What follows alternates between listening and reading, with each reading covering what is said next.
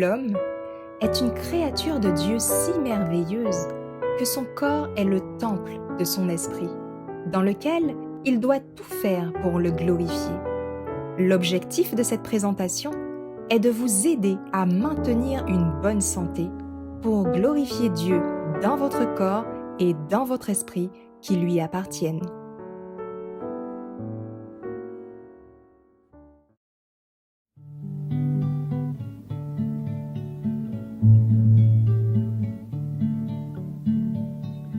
Pécheur, je voudrais te guérir. J'ai vu tes larmes, ta souffrance, mais pour avoir la délivrance, il faut apprendre à m'obéir. Voici, je me tiens à la porte, je suis ton maître et ton sauveur. La paix, le bonheur, je t'apporte. Ne veux-tu pas m'ouvrir ton cœur? Tu sais que je suis né pour toi, que pour toi j'ai donné ma vie. Ton cœur est-il autel? Oui, sans place même pour son roi. Souvent, année après année, chez toi j'ai frappé mais en vain. Voici le soir de la journée, ne veux-tu pas m'ouvrir enfin? N'as-tu donc pas besoin de moi quand autour de toi tout chancelle? Mais aujourd'hui, viens sous mon aile, je serai tout, oui tout pour toi. Le temps rapidement t'emporte. Pourquoi renvoyer à demain? Trop tard, un jour devant ma porte, tu frapperas peut-être en vain. Si tu n'as pas besoin de moi, écoute, obéis sans comprendre. Jusqu'à quand devrais-je attendre? Ton Seigneur a besoin de toi. Voici, je me tiens à la porte, je suis ton maître et ton sauveur. La paix, le bonheur, je t'apporte. Ne veux-tu pas m'ouvrir ton cœur? Pour commencer, nous allons prier. Père éternel, permets que ce moment que nous allons avoir puisse se dérouler pour ta gloire et selon ta volonté. Aide-nous, Père, à retenir ce que nous allons voir ensemble. Nous avons besoin de ta présence, Père, car sans ton aide, nous ne pouvons rien faire de bon. Et nous t'avons prié au nom de Jésus et pour ta gloire. Amen.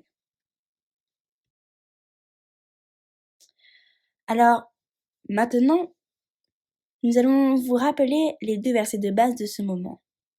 En premier lieu, Psaume 119, versets 9 à 11, puis 3 Jean 2. Psaume 119, versets 9 à 11. Comment le jeune homme rendra-t-il pure sa voie? C'est en y prenant garde selon ta parole.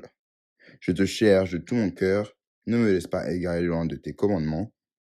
J'ai serré ta parole dans mon cœur, afin de ne pas pécher contre toi. Amen.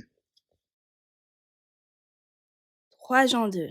Bien-aimé, je souhaite que tu prospères à tous égards et sois en bonne santé, comme prospère l'état de ton âme.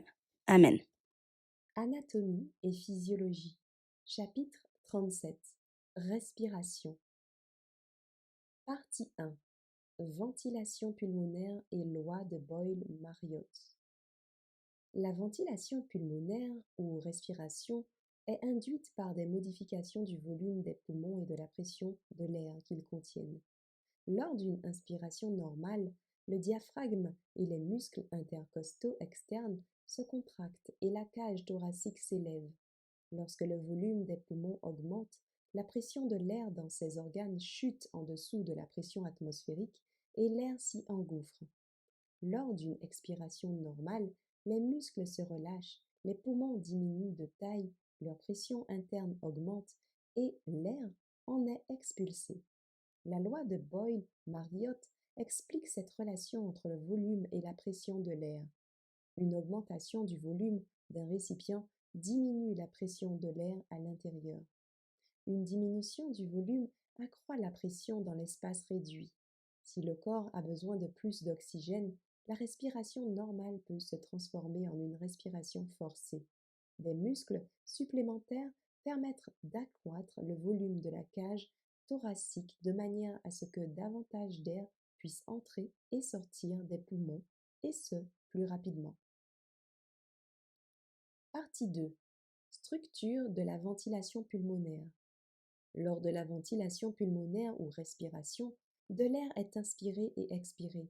L'air se déplace dans les cavités nasales et buccales, passe dans le pharynx, le larynx et la trachée avant de rejoindre les poumons.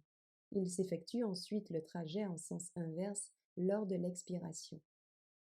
Cavité nasale, cavité buccale et pharynx, larynx, trachée, poumon. Partie 3. Muscles de l'inspiration. Les muscles de l'inspiration permettent de dilater ou de comprimer les poumons et de créer ainsi un flux d'air. Lorsque l'inspiration normale, le diaphragme et les muscles intercostaux externes se contractent. Lors d'une inspiration forcée, le sternocléidiomastoïdien, les scalènes, le petit pectoral et le dentelé antérieur se contractent également. Diaphragme, intercostaux externes, sternocléidiomastoïdien, scalène, petit pectoral, dentelé antérieur. Partie 4. Muscles de l'expiration. Lors d'une expiration normale, le diaphragme et les muscles intercostaux externes se relâchent. Lors d'une expiration forcée, les muscles intercostaux internes traversent du thorax et abdominaux se contractent.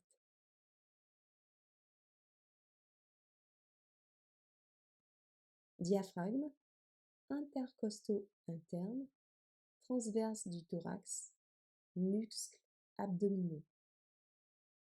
Partie 5. Respiration externe. Au sein des poumons, l'oxygène provenant de l'air est échangé contre le dioxyde de carbone issu de la circulation sanguine. Le processus de respiration externe a lieu dans des centaines de millions de sacs microscopiques, les alvéoles.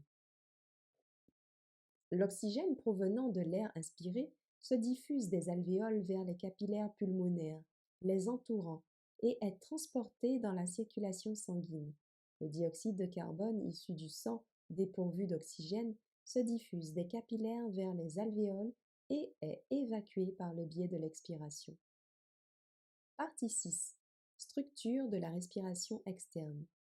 Lors de la respiration externe, des gaz sont échangés entre les poumons et la circulation sanguine. L'oxygène issu de l'air inspiré s'achemine dans les vaisseaux pulmonaires et le dioxyde de carbone les quitte pour être expiré. Poumons, vaisseau sanguin du système pulmonaire. Partie 7. Loi de Dalton. Les échanges gazeux ont lieu dans les poumons. L'oxygène se diffuse des alvéoles à la circulation sanguine et le dioxyde de carbone est évacué de la circulation sanguine et rejoint les alvéoles.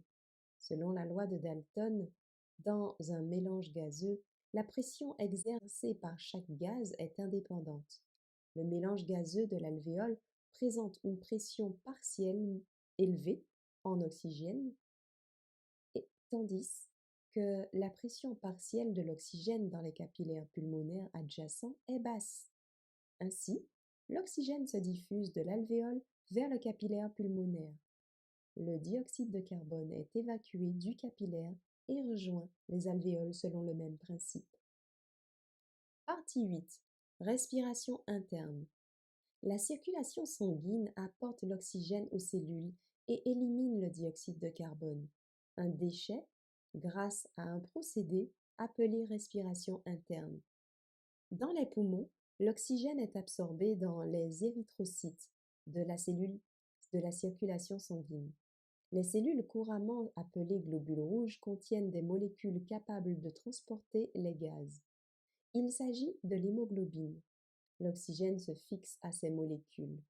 Le sang oxygéné est ensuite acheminé dans le système vasculaire. Au niveau des étroits capillaires des tissus corporels, les globules rouges libèrent l'oxygène qui se diffuse alors dans les tissus de la paroi capillaire. Pendant ce temps, le dioxyde de carbone intègre la circulation sanguine où il est transporté dans les globules rouges et dans le plasma. Le sang dépourvu d'oxygène circule dans le système vasculaire et est réacheminé aux poumons où le dioxyde de carbone est évacué de l'organisme. Partie 9. Structure de la respiration interne. Lors de la respiration interne, des gaz sont échangés entre la circulation sanguine et les tissus de l'organisme. L'oxygène transporté par les artères atteint les cellules. Le dioxyde de carbone, un déchet, les quitte pour rejoindre les veines. Artères, veines. Partie 10. Fréquence et régulation respiratoire. La respiration est une fonction involontaire. Les impulsions nerveuses transmises par le pont et le bulbe rachidien vers les muscles respiratoires régulent la fréquence respiratoire. La fréquence normale de la respiration est de 12 à 15 inspirations par minute. Le corps ajuste la fréquence et la profondeur de la respiration normale en fonction des besoins métaboliques. Lorsque le corps utilise plus d'oxygène ou contient trop de dioxyde de carbone, les capteurs du système circulatoire appelés chimiorécepteurs envoient des signaux au cerveau. La fréquence et la profondeur de la ventilation ou respiration augmentent de façon à ce que une plus grande quantité de gaz soit échangée. Les mécanismes involontaires de la respiration peuvent être modifiés par le cortex cérébral. Certaines actions telles que la parole, l'éternuement et la toux peuvent modifier les rythmes respiratoires pendant de courtes durées. Partie 11. Régulation respiratoire. Les chimiorécepteurs de l'arc aortique et des artères carotides communes détectent les modifications de la concentration de dioxyde de carbone et d'oxygène dans le sang.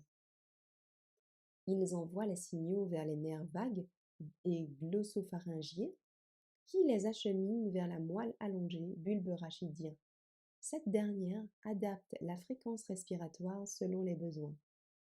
Arc aortique, artère carotide commune, nerf vague NCX, nerf glossopharyngien NC. Nerf vague NC10, nerf glossopharyngien NC9, moelle allongée bulbe rachidien. Résumé. Partie 1. Ventilation pulmonaire et loi de Boyle-Mariotte. La ventilation pulmonaire ou respiration est induite par des modifications du volume des poumons et de la pression de l'air qu'ils contiennent. Lors d'une inspiration normale, le diaphragme et les muscles intercostaux externes se contractent et la cage thoracique s'élève. Si le corps a besoin de plus d'oxygène, la respiration normale peut se transformer en une respiration forcée. Partie 2. Structure de la ventilation pulmonaire. Lors de la ventilation pulmonaire ou respiration de l'air inspiré et expiré, l'air se déplace dans les cavités nasales et buccales, passe dans le pharynx, le larynx et la trachée avant de rejoindre les poumons. Il effectue ensuite le trajet en sens inverse lors de l'expiration. Partie 3. Muscles de l'inspiration. Les muscles de l'inspiration permettent de dilater ou de comprimer les poumons et de créer ainsi un flux d'air. Partie 4. Muscles de l'expiration. Lors d'une expiration normale, le diaphragme et les muscles intercostaux externes se relâchent. Lors d'une expiration forcée, les muscles intercostaux internes transverses du thorax et abdominaux se contractent. Partie 5. Respiration externe. Au sein des poumons, l'oxygène provenant de l'air est échangé contre le dioxyde de carbone issu de la circulation sanguine. Le processus de respiration externe a lieu dans des centaines de millions de sacs microscopiques, les alvéoles. Partie 6. Structure de la respiration externe. Lors de la respiration externe, des gaz sont échangés entre les poumons et la circulation sanguine. Partie 7. Loi de Dalton.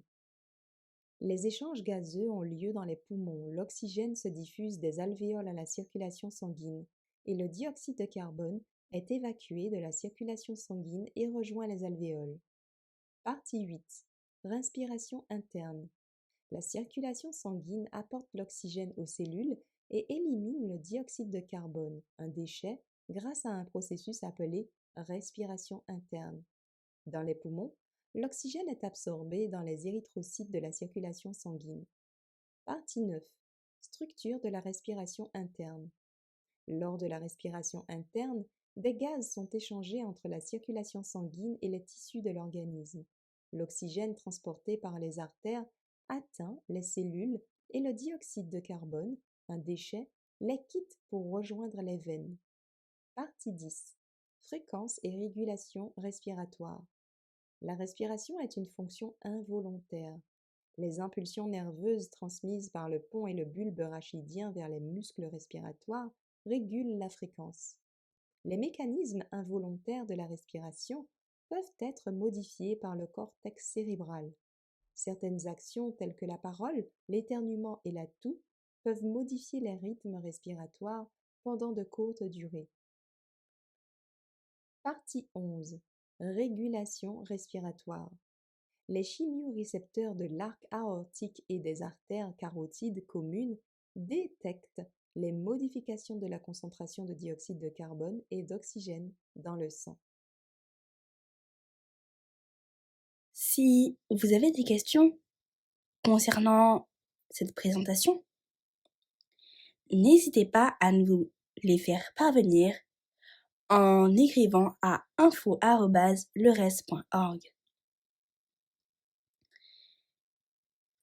Je vous invite maintenant à vous incliner avec moi pour la prière finale. Merci Seigneur pour ce moment que nous avons passé ensemble. Merci d'avoir fait de nous des créatures si merveilleuses. Permets-nous de prendre soin de notre corps qui est le temple de ton Saint-Esprit. Bénis-nous tous. Nous t'avons prié au nom de Jésus. Amen. Merci d'avoir écouté cette présentation avec intérêt. Pour plus d'informations, consultez notre site internet lereste.org et suivez-nous sur Facebook ainsi que sur YouTube à @lereste. Vous pouvez aussi nous contacter par email à info@lereste.org ou par téléphone au +33 6 12 60 13 69.